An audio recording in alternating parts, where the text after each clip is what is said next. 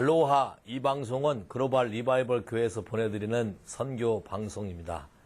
오늘 저는 한국 교회 안에 있는 여러 가지 다른 견해 때문에 하나님의 성령의 사역이 제한되고 많은 사람이 더 큰 능력으로 성령님과 더불어 일할 수 있는 부분들이 제한되는 부분에 대해서 좀 얘기하고자 합니다. 저는 장로교 목사의 가정에서 태어나서 장로교 백그라운드에서 자랐습니다. 그리고 또 장로교, 또 다른 같은 장로교지만 다른 파인 또 다른 장로교의 목사의 딸을 만나서 결혼했고, 또 둘이 같이 사는 데 있어서도 견해가 다르고 성경적인 차이가 많이 있는 것을 깨달았습니다.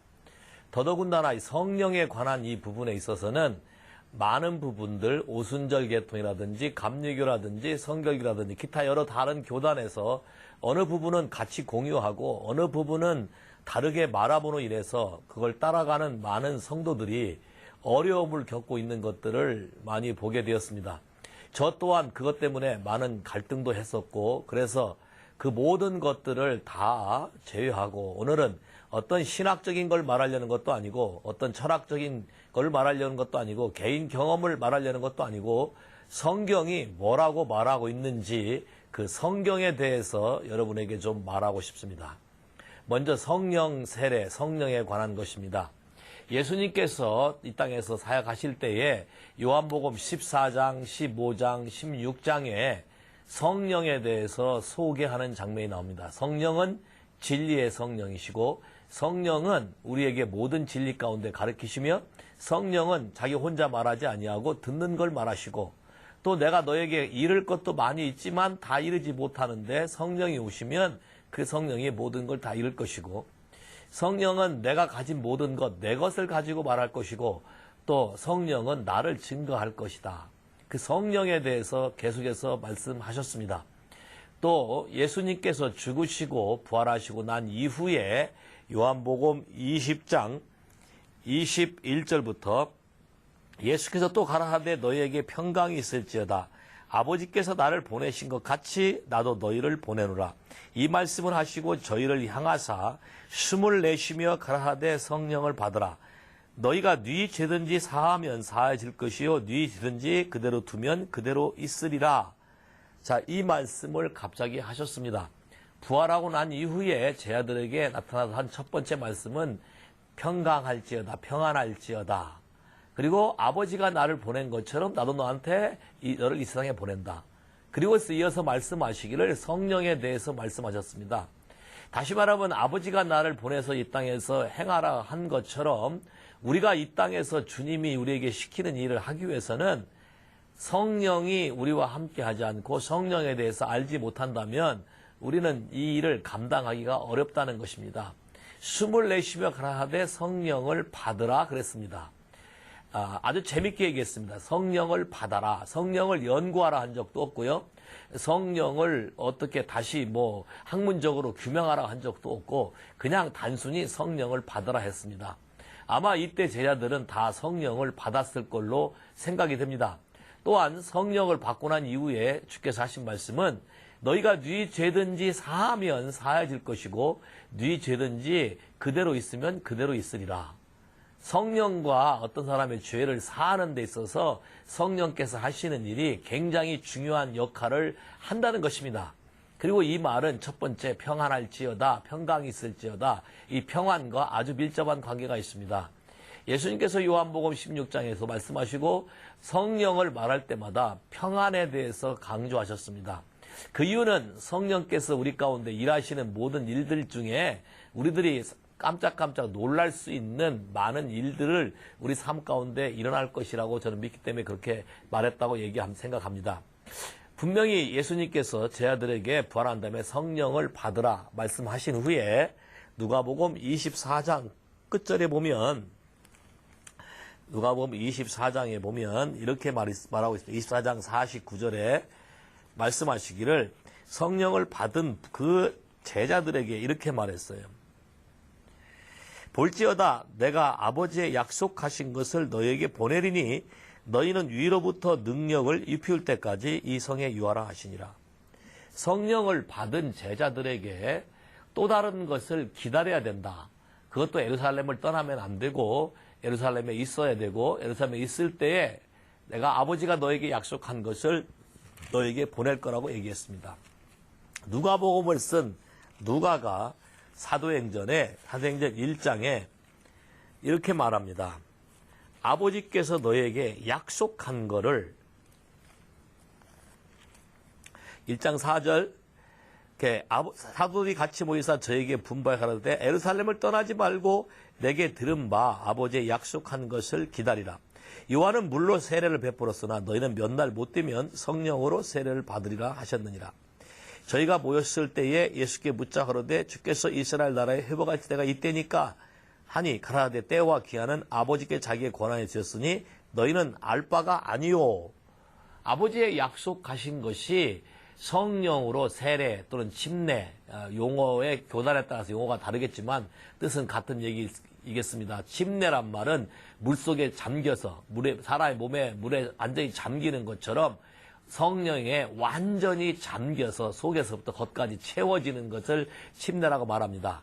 아버지께서 약속하신 것이 바로 성령으로 세례받는 것이라는 것을 언급합니다. 그리고 성령으로 세례받는 것에 대해서 사도행전 1장 8절에 대해서 오직 성령이 너에게 임하시면 너희가 권능을 받고 예루살렘과 온 유대와 사마리아와 땅끝까지 이르러 내 증인이 되리라. 성령을 받아서 성령이 우리 안에 거하시는 일이 하나 있고 또 성령이 우리 위에 임해서 upon, 하나는 in, 하나는 upon, 우리 안에 거하시는 성령이 있고 우리 위에 임하는 성령이 있음을 예수님께서 말씀하신 것입니다. 요한복음 20장에 말씀하실 때 24시간 하되 성령을 받으라 해서 받아들였을 때 성령은 이미 제 아들 마음 안에 들어가 있었을 것입니다. 그래서 고린전서 12장 3절에도 예수 그리스도의 영이 아니면, 즉 성령이 아니면 예수 그리스도를 주라, 나의 주인이다, 마이 로드라고 말할 수가 없다. 다시 말해서 성령을 받아들여서 우리 속사람이 거듭난 사람, 이 거듭난 사람이 바로 성령이 말하게 하시며 바로 예수를 주라고 말할 수 있다. 이거는 성령이 우리의 위에 임한 성령을 말하는 것이 아니라 성령이 우리 안에 거하신 성령을 말하는 것입니다. born again, 성령이 우리 안에 내주하심을 말하는 것입니다. 그러나 어떤 특별한 교단에서는 성령이 우리 안에 거하시는 사건을 성령 세례라고 말하는 교단도 존재하고 있음을 알 수 있습니다. 저는 성경을 그냥 말하고 싶습니다. 성경은 분명히 우리 안에 거하는 성령이 있음과 우리 위에 거하는 성령이 있음을 말하고 있습니다. 우리 위에 거하는 성령이, 아버지의 약속한 그 성령이 열흘 동안 마가의 다락방에서 같이 모여서 기도했을 때에 사도행전 2장에 오순절날에 임함에 성령이 저에게 임한 것입니다. 오순절날이 이미 이름에 저희가 다 같이 한 곳에 모였더니 호련히 하늘로부터 급하고 강한 바람 같은 소리가 있어 저희 많은 집에 가득하며 불이 혀같이 갈라지는 것이 저희에게 보여 각 사람 위에 임하여 있더니, 위에라고 말했습니다. 저희가 다 성령의 충만함을 받고 성령이 말하게 하심을 따라 다른 방언으로 말하기를 시작하니라. 성령이 우리에게 임해서 능력, 권능을 받았는데 그 권능을 받은 것 중에 하나가, 그 받은 거에 나타나는 사건 중에 하나가 방언이었습니다. Speaking tongue. 성령이 우리 위에 임하시면 나타날 수 있는 것이 방언이 그 중에 하나라고 말할 수 있겠습니다.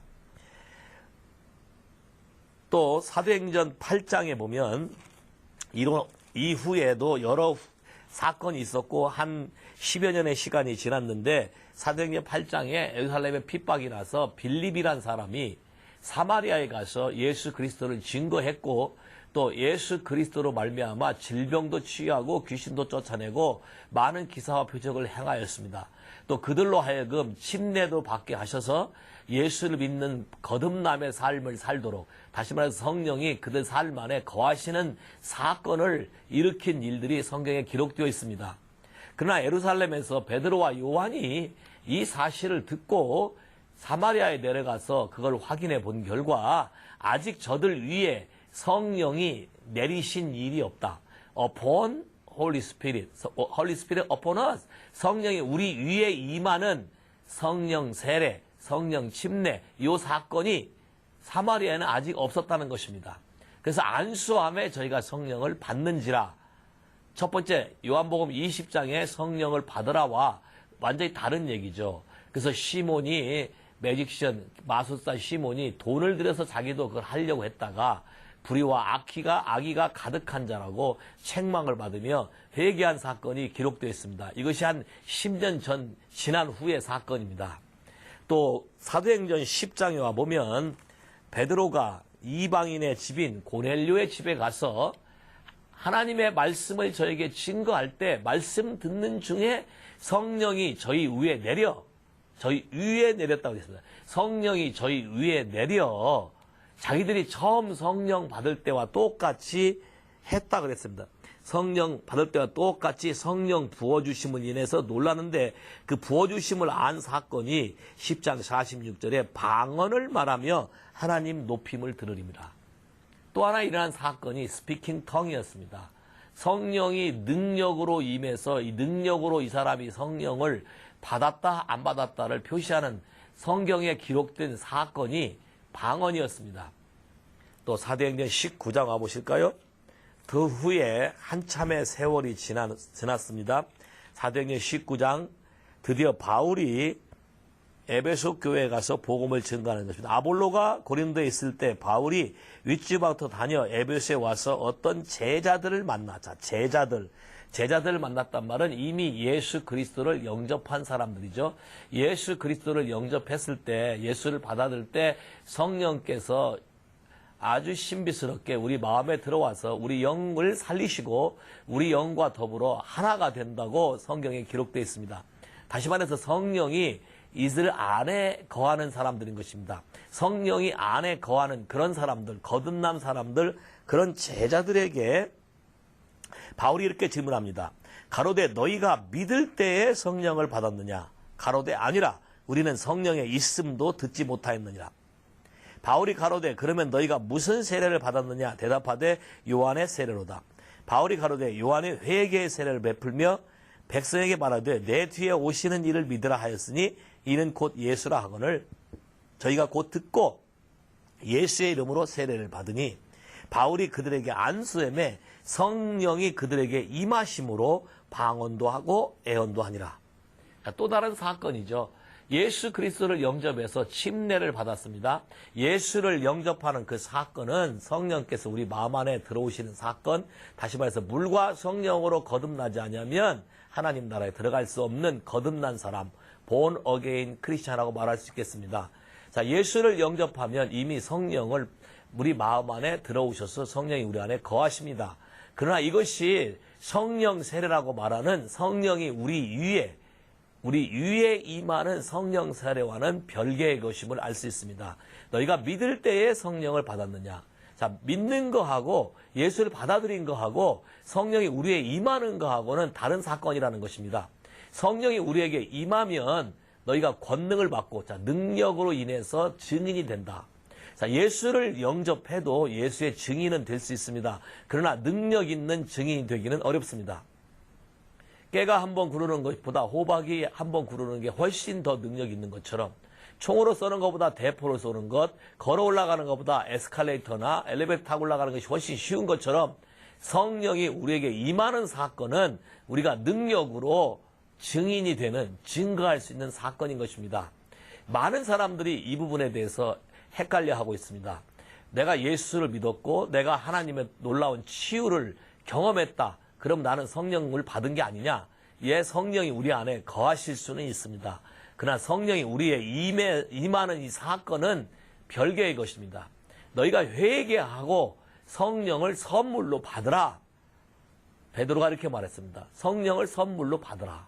성령의 은사가 우리 가운데 나타나는 것이죠. 성령의 능력이 나타나는 것입니다.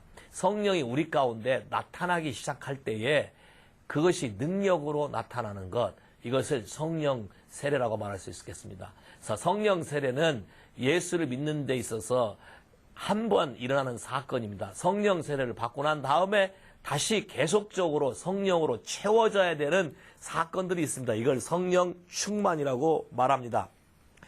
고린도전서 12장에 성령에 대해서 다른 각도로 말하고 있는 걸 볼 수 있습니다. 12장 13절에 우리가 유대인이나 헬라인이나 종이나 자유자나 다 한 성령으로 세례를 받아 한 몸이 되었고 또 한 성령을 마시게 하였느니라. 자, 성령을 받아, 성령 세례를 받아 예수 그리스도를 아는 사람이 되었고 또 성령을 마셔서 우리 안에 채워져야 되는 사건이 또 존재한다는 것입니다. 다시 말해서 성령의 내적인 충만도 필요하고 성령의 외적인 충만도 필요하다는 것입니다.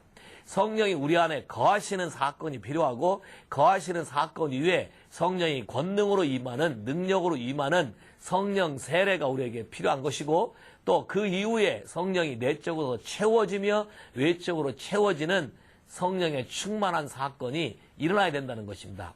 성령 충만한 사건은 사도행전에 여러 번 반복적으로 기록되어 있습니다. 성령 충만한 사건은 우리 삶 가운데 날마다 반복적으로 재현되어야 된다는 것입니다. 그렇다면 성령 세례를 받아서 일어나는 방언에 대해서 많은 사람들이 퀘션을 가지고 있습니다. 나는 방언을 받으려고 애썼는데 되지 않았다. 예, 맞습니다. 애쓰기 때문에 되지 않는 것입니다. 성경에 대해서 정확히 말하십시다. 사도행전 2장에는 방언을 받으려고 애쓴 사람은 한 명도 없습니다. 그저 성령이 우리에게 임하기를, 하나님이 약속한 것이 임하기를 기도했고 기다렸을 뿐입니다. 그들에게 성령이 임하셨고, 자, 위에 임했습니다. 임하셨고 충만하게 안으로 채워졌습니다. 성령이 가득 채워지니까 속에서 나오는 언어가 바뀐 것입니다. 이 언어가 바뀐 언어가 방언이라고 말하는 것입니다. 우리가 어떤 인위적인 방법으로 성령을 받아보려고 노력하기 때문에 우리에게 방언이라는 것이 되지 않는 것입니다. 또 어떤 사람은 방언에 대해서 다 받을 필요가 없다라고 말하는 사람이 있습니다. 바울이 이렇게 말합니다. 너희 모두가 다 방언 받기를 원한다. 그리고 나는 너희 모두보다 더 많이 방언을 말했다라고 얘기합니다. 자, 그렇다면 방언이 무엇입니까?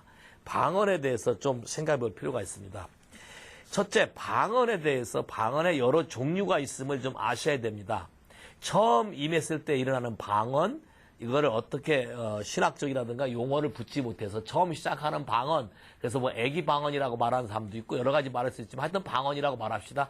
이 성령 세례 때문에 주어지는 방언은 우리가 하나님과 교제하고 기도하기 위해서 주어지는 방언입니다. 이 방언은 통역할 필요가 없습니다. 많은 사람들이 방언을 받고 그 방언이 무슨 뜻인지 모르기 때문에 통역하기를 구해야 된다. 또 통역이 없이는 방언을 말하지 말아야 된다라고 성경을 얘기하고 있는데 그거는 성경 안에 있는 부분적인 부분만 뽑아서 말했을 뿐입니다. 먼저 방언이 뭔지를 얘기한 다음에 그 부분을 더 설명드리기로 하겠습니다. 고린도전서 14장에 2절에 방언을 말하는 자는 사람에게 하지 아니하고 하나님께 하나니 이는 영 알아듣는 자가 없고 영으로 비밀을 말합니다. 첫째, 방언은 영으로 말한다는 것입니다. 또 방언은 사람을 대상으로 말하는 것이 아니라 하나님을 대상으로 말하기 때문에 사람이 알아들어야 될 이유도 없고 알아들을 수도 없습니다. 사람의 영과 하나님의 영인 성령께서 서로 주거니 받는 대화이기 때문에 우리가 영으로 기도한다고 말했을 때, 우리가 뭘 어떻게 기도할지 모를 때, 영으로 기도한다고 얘기했을 때, 방언으로 기도하면 영으로 우리 성령이 우리에게 말하는 걸 기도하고 우리도 또 영으로 말하기 때문에 아주 안전한 기도가 될 수 있다고 말할 수 있겠습니다. 하나님에게 말하기 때문에 굳이 우리에게 통역이 필요 없다는 것입니다. 두 번째, 비밀을 말한다는 것입니다. 방언으로 하나님과 우리 사이에 하나님께서 행하실 비밀들을 말하는 것입니다. 이 방언을 통역하면 애언이 되는 것입니다. 비밀을 말하는 것을 통역하면 애언이 되는 것입니다. 다시 말해서 방언을 말한다는 것은 하나님과 일어날 일, 앞으로 될 일, 또 어떻게 해야 되는 일, 이 모든 것들을 비밀스럽게 서로 대화한다는 것입니다. 또 방언을 말하면 자기의 덕을 세운다 그랬습니다. 다시 말해서 덕을 세운단 말은 세워진다, 집이 지어진다, 오이코스란 뜻인데 세워진단 말은 영을 사용하기 때문에 우리 몸 안에 있는 하나님의 성전인 그 내면의 영역, 영이 강해져서 우리 하나님의 성전이 강하게 세워지는 하나의 요소가 된다는 것입니다. 다시 말하면 방언을 말하는 것은 굉장한 우리에게 유익이 있는 것입니다. 하나님이 우리에게 유익 없는 선물을 주실 리가 없는 것입니다. 또 어떤 사람 말하기를 방언은 은사 중에 제일 꼬레비라 그러는데 성경은 그렇게 말한 적이 없습니다. 은사의 종류를 말했지 은사의 크고 작음을 말한 적이 없습니다. 은사는 하나님이 주신 선물이고 하나님이 주신 무기고 하나님이 주신 툴이기 때문에 사용하는 방법과 그 목적에 대해서 알고 쓰게 되면 우리에게 유익하다는 것입니다. 다른 모든 은사들은 우리의 유익을 위해 준 게 아니라 그리스도의 몸, 교회의 덕을 세우게 해 주었다고 얘기합니다. 방언만 우리에게 덕을 세우게 해 주었다고 말하는 것입니다. 방언만 우리를 위한 것입니다. 방언만 우리 안에 있는 영을 강하게 하기 위해서 했다는 것입니다. 자, 그렇다면 왜 다 성령 세례로 임하는 방언을 통역할 필요가 없고 또 방언을 말하는 자는 통역하는 자가 있을 때 방언을 말해야 된다고 말한 것인가? 그 말하는 것의 차이점을 제가 말씀드리겠습니다. 고린도전서 12장 28절에 하나님의 교회 중에 몇을 세우셨으니 첫째는 사도요, 둘째는 선지자요, 셋째는 교사요, 다음은 능력이요, 다음은 병 고치는 은사와 서로 돕는 것과 다스리는 것과 각종 방언을 하는 것이라. 다 사도겠느냐, 다 선자겠느냐, 다 교사겠느냐, 다 능력을 행하는 자겠느냐, 다 병을 고치는 은사를 가진 자겠느냐, 다 방언을 말하는 자겠느냐, 다 통역하는 자겠느냐. 너희는 더 큰 은사를 사모하라. 내가 또한 제일 좋은 길을 너희에게 보이리라. 그리스도의 몸 안에 첫째, 둘째, 셋째라고 하면서 하나님께서 어떠한 직임, 어떠한 오피스, 어떠한 사역을 주셨다는 것입니다. 고린도서 12장에 이 부분에 대해 설명하고 있습니다. 12장 4절부터 보면 은사는 여러 가지나 성령은 같고 9가지 은사가 있고 그렇지만 그걸 주시는 성령님은 동일하다는 것입니다. 직임은 여러 가지나 주는 같으며 직임, 오피스, 서비스, 미니스트리 어떤 사역을 하고 어떤 직분을 주고 그 직임을 주는 것은 예수 그리스도 주고 또 역사는 여러 가지나 모든 걸 모든 사람 가운데 역사하는 하나님은 같으니 삼위일체 하나님이 각각 다른 영역에서의 다른 일을 하신다는 것입니다. 그리스도의 교회의 몸과 교회의 머리는 예수 그리스도라고 했고 우리는 그의 몸이라 그랬습니다. 그분이 교회의 머리이기 때문에 교회를 다스리는 어떠한 직분은 예수 그리스도를 통해서 오는 것입니다. 이걸 직임이라고 한국말 성경에 표현했습니다. 에베소 4장 11절 이하에도 그리스도의 몸의 교회를 장성한 분량까지 세우는 데 있어서 사도와 선지자와 복음 전하는 자와 목사와 교사로 주셨다고 얘기하고 있습니다. 이것이 바로 직임인 것입니다. 직임은 누가 줍니까? 예수 그리스도가 줍니다. 직임은 주님이 주는 것입니다. 근데 여기 주님이 주는 것 중에 방언 말하는 자라는 표현이 있습니다. 방언을 공식적인 자리에서 말해야 된다는 것입니다. 그러한 사적인 자리에서 성령 세례를 받음으로 인해서 기도의 언어로서 방언을 말하는 것이 아니고 그냥 공식적인 직임으로서 교회 예배 가운데 방언 말하는 자로서의 방언 말하는 자의 직임을 행해야 된다는 것입니다. 고린도서 14장 26절에 그런즉 형제들아 어찌할꼬 너희가 모일 때에 각각 찬송시도 있으며 각각 가르치는 말씀도 있으며 계시도 있으며 방언도 있으며 통역함도 있나니 이 모든 것을 덕을 세우기 위해서라. 자, 초대교회 고린도 교회에서의 교회 예배의 형태입니다.